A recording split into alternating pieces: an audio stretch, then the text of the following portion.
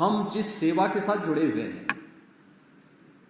अगर उस क्षेत्र में कुछ नया नहीं कर सकते तो हमारी स्थिति बीच की द्वितीय स्तर की होती है। लेकिन अगर हम उस विभाग को समय के अनुरूप परिवर्तित करके देश काल और परिस्थिति के अनुरूप आगे बढ़ाने में मदद करते हैं, हम उसके उन्नति के वाहक होते हैं। और मुझे लगता है कि हमेशा समाज उन्नति को देखता है। आज केजीएमयू में ये 3 महत्वपूर्ण उपलब्धियां, वैस्कुलर सर्जरी विभाग में, थोरेसिक सर्जरी विभाग में और ट्रांसफ्यूजन मेडिसिन विभाग में, ये जो 3 चीजें क्रमिक रूप से आगे बढ़ती हुई दिखाई दे रही हैं, यह अत्यंत महत्वपूर्ण है। आज मेडिकल साइंस बहुत आगे बढ़ चुकी है। हमें समय के अनुरूप चलने की आदत डालनी पड़ेगी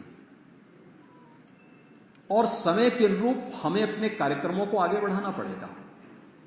यह मेरा यह मानना है कि एक आधारशिला प्रारंभ की है। मैं इसके लिए यहां पर थोरेसिक सर्जरी विभाग के प्रोफेसर शैलेंद्र कुमार जी को, वैस्कुलर सर्जरी विभाग के प्रोफेसर अम्बरीश कुमार जी और उनकी पूरी टीम को,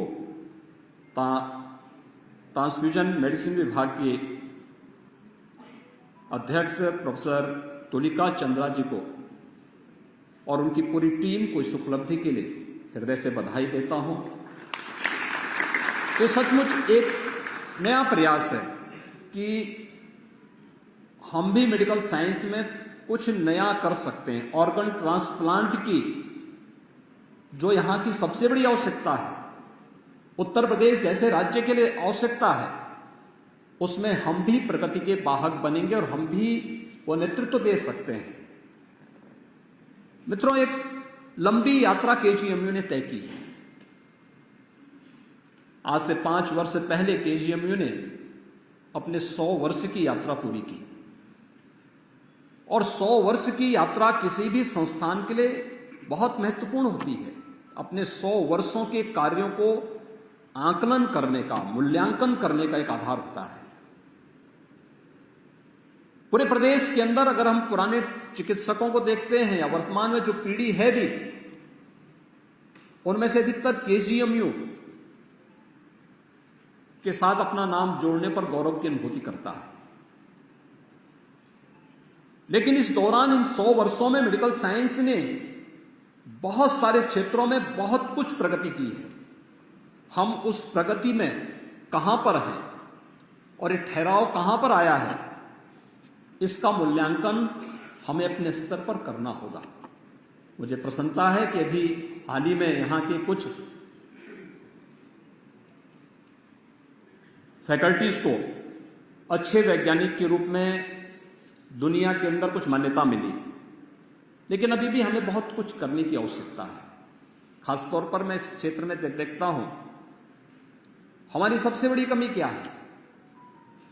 हम लोग वर्तमान में 1 डिस्ट्रिक्ट 1 मेडिकल कॉलेज बनाने की दिशा में तेजी के साथ अग्रसर हुए हैं।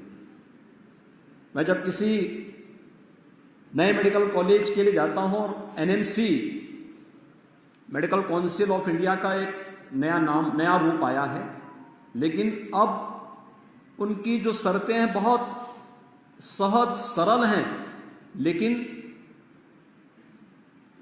हेल्थ की क्वालिटी को ध्यान में रखते हुए अच्छी फैकल्टी भी मिले, इसको भी उन्होंने बहुत अच्छे ढंग से परिभाषित किया है। हम लोगों ने इस बारे में कहा कि जो डॉक्टर हमारे डिस्ट्रिक्ट हॉस्पिटल्स में पहले से प्रैक्टिस कर रहे हैं, इनको हम एज ए फैकल्टी क्यों नहीं ले सकते अगर हमारे पास फैकल्टी नहीं है तो। वो कहते हैं हमें कोई आपत्ति नहीं, लेकिन समस्या क्या है कि इन्होंने एक भी रिसर्च पेपर नहीं लिखे हैं, उनके पास कोई पब्लिकेशन नहीं है।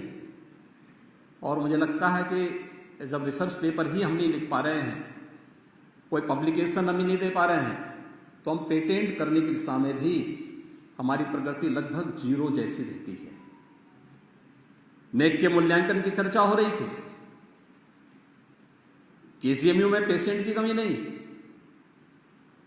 यहां लाइन लगी रहती है, लेकिन हमारे रिसर्च पेपर क्या है, हमारी पब्लिकेशन क्या है,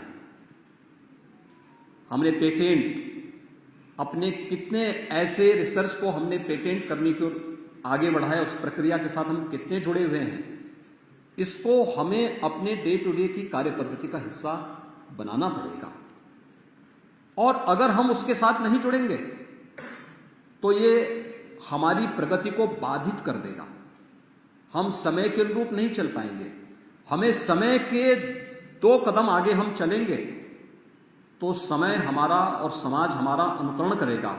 अगर हम समय के अनुरूप नहीं चल पाएंगे तो समाज हमें दुत्कारेगा, समाज हमें अविश्वसनीय नजरों से देखेगा।